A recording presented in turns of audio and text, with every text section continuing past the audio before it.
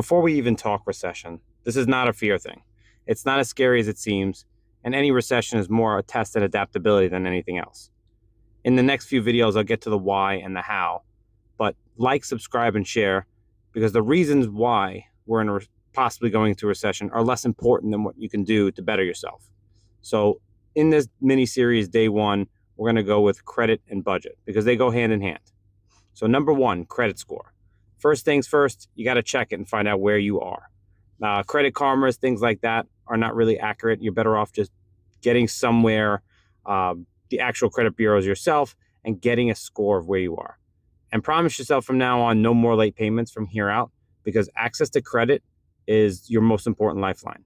Even with 3-month savings, credit gives you the options, which is why it's powerful, just like owning real estate or having a business. It gives you options.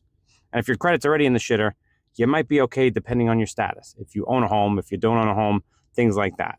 So depending on the why of your credit not being good, there's companies that can help fix. There's companies that can help you fight off those one-time late payments.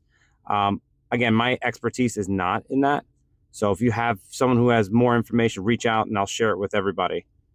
Number two is your personal budget. And this is a must because you need to know what you're spending every month. And it can be super simple in Excel, but it needs to account for everything, fixed and variable. And there's different ways to budget depending on the type of income you get. If it's W-2, self-employed, if you get overtime.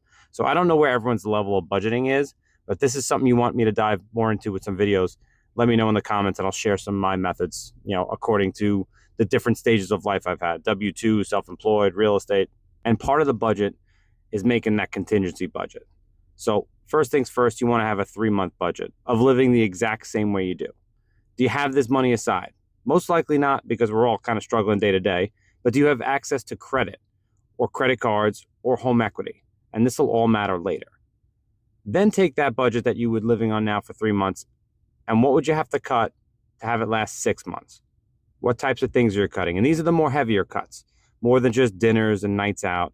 These are the ones that hurt: the club memberships, the kids' activities.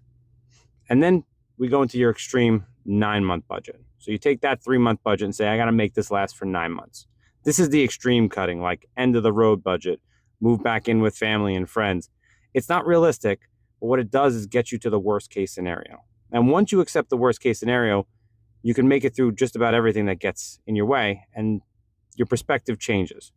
So example, if I told you right now, with the life the way it is, you had to give up your car. Now you have to take a bus and walk to the bus stop every day. How are you going to feel? But if you had expected to be sleeping on your parents' couch because you were so financially strapped, and now you had your current life just minus a car, can you see the difference in perception and expectation? So number one, protect the credit. Most important thing you can do right now. And number two, start with your budget, and I will see you soon. If you made it this far, comment recession-proof and hang tight for the next videos.